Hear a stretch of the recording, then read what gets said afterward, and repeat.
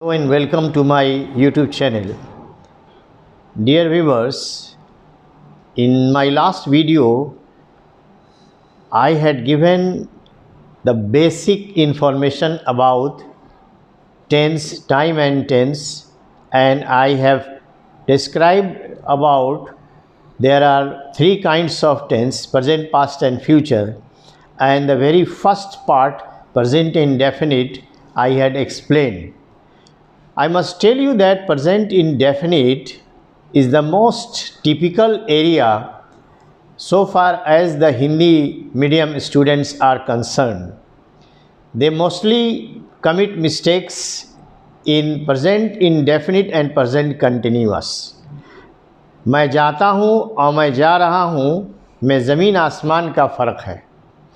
तो most of the time the Hindi medium students, even those students who are going to English medium and their background is Hindi, they do also commit such mistakes.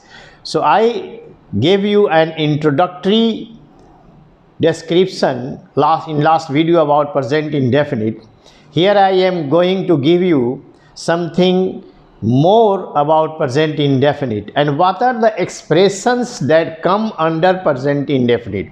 यानी कौन कौन से हमारे expressions हैं, कौन कौन से ऐसे sentence है, कौन कौन से ऐसे situations है जिसको हम present indefinite में भी बोल सकते हैं या present indefinite में ही बोल सकते हैं. This is what you are to notice. Now let's come to this description, time and tense, and this is part 2. The uses of present indefinite. Number 1, it is used to express a habitual action. ये ऐसे action को इसमें आता है जो हमारी habit है. किसी की अगर हैबिचुअल एक्शन है, किसी की हैबिट है, आदत है, तो वो एक्सप्रेशन प्रेजेंट इंडेफिनिट में ही हम बोलते हैं.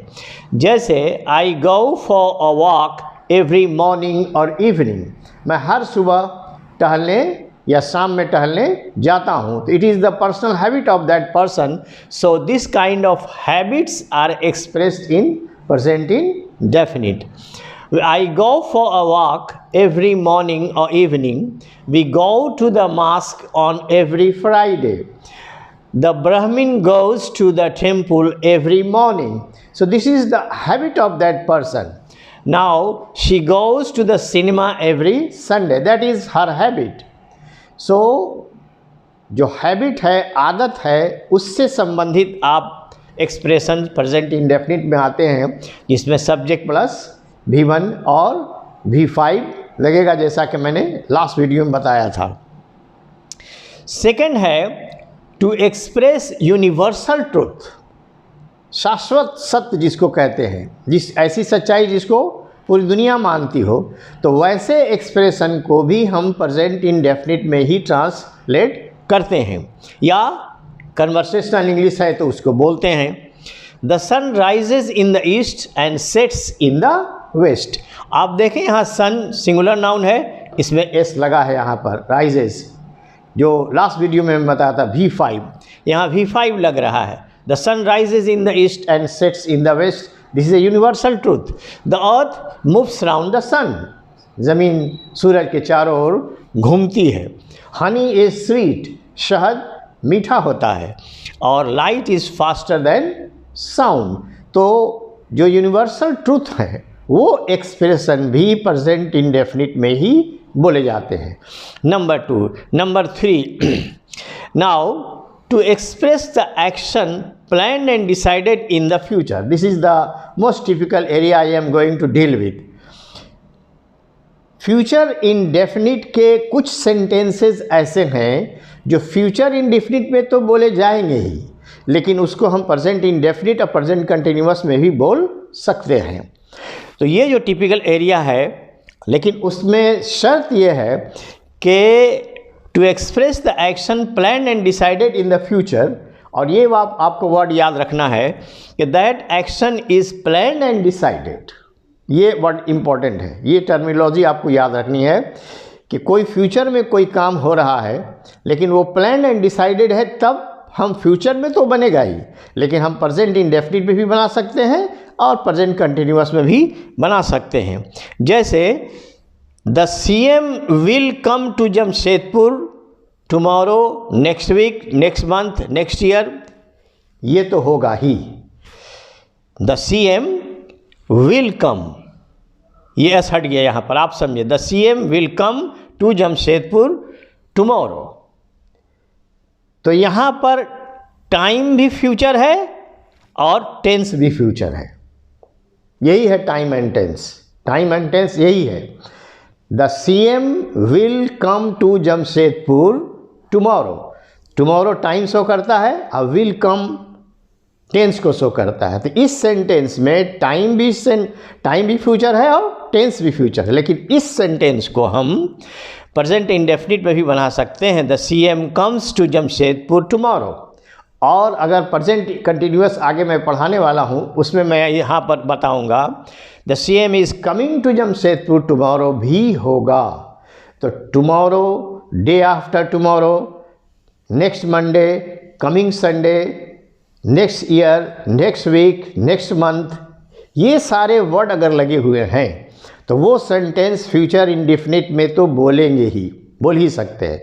लेकिन हम चाहें तो प्रेजेंट इंडेफिनिट और प्रेजेंट कंटिन्यूअस के फार्मूला पर भी बना सकते हैं। Now we leave for Patna on next Sunday. अगले संडे को हम पटना जाएंगे। तो we will go for Patna next Sunday भी होगा, लेकिन we leave for Patna on next Sunday, ये present indefinite. We are leaving for Patna, present continuous में भी इसको हम बना सकते हैं। तो this is the third type of expression that come under the purview of present indefinite. Now the fourth one, it is used instead of simple future tense in adverbial clause of time and action and condition. I shall wait. अब यहाँ पर आप समझिए ध्यान से, दो काम future indefinite में अगर हो रहा है तो एक पार्ट प्रेजेंट इंडेफिनिट में बनाएंगे, दूसरा पार्ट फ्यूचर इंडेफिनिट में बनाएंगे। अगर तुम आओगे तो मैं जाऊंगा, अगर बारिश होगी तो फूल खिलेंगे, अगर वर्षा होगी तो किसान बीज बोएंगे, जब तुम मेरी मदद करोगे तब हम तुम्हारी मदद करेंगे। ये जो कंडीशनल बात है, इफ़, व्हेन, इस तरह से, और दोनों फ्यूचर इंडेफिनिट में है।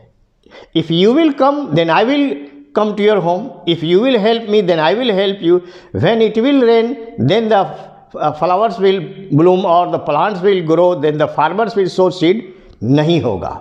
दोनों फ्यूचर इंडेफिनिट में हम नहीं बनाएंगे, इसको ध्यान से समझ लें आप। दो फ्यूचर इंडेफिनिट के सेंटेंस अगर हैं तो एक पार्ट प्रेजेंट इंडेफिनिट बनेगा, दूसरा फ्यूचर इंडेफिनिट बनेगा। Generally the very first part is translated according to present indefinite and the second part is generally in the future indefinite, but sometimes you may speak future indefinite first and next you can speak present indefinite also. So I shall wait until you finish the work. I shall wait until you will finish the work नहीं होगा। If you help me then I will help you नहीं होगा। If you help me, I will help you. If you help me, I will help you. If you come to my home, then I will come to your home. Then वैसे लगाने की ज़रूरत नहीं है, colloquial English में आदमी then बोलता है, लेकिन आप चाहे तो then नहीं भी बोल सकते हैं। If you help me, I shall help you. अगर तुम मेरी मदद करोगे तो मैं तुम्हारी मदद करूँगा। तो I shall wait until you finish the work.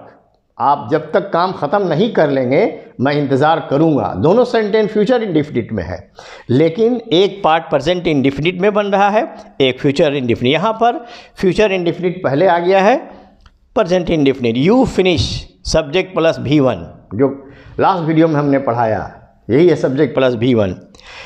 Now if you come then I shall come. अगर तुम आओगे तो मैं आऊँगा, मेरे घर तुम आओगे तो हम भी तुम्हारे घर आएंगे।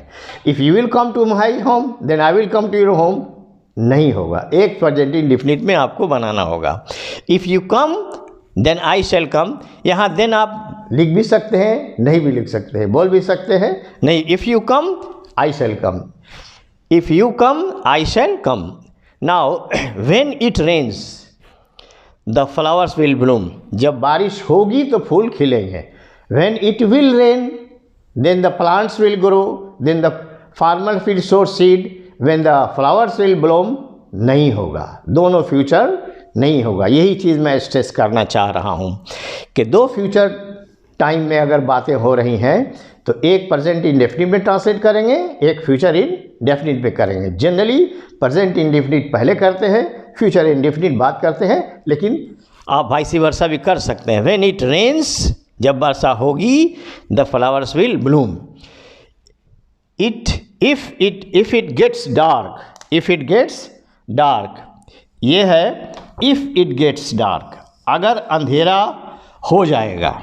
इफ इट गेट्स डार्क, अगर अंधेरा हो जाएगा, we shall not be able to go home, अगर अंधेरा हो जाएगा तो हम लोग घर जाने के पोजीशन में नहीं होंगे। If it will get darker, नहीं बोलेंगे। So these are the 4 different areas of present indefinite is used. This is not the end. In my next video I will give you some other typical areas where the present indefinite is used. I hope all of you must be benefited. Like, share and subscribe my channel. Thank you so much indeed.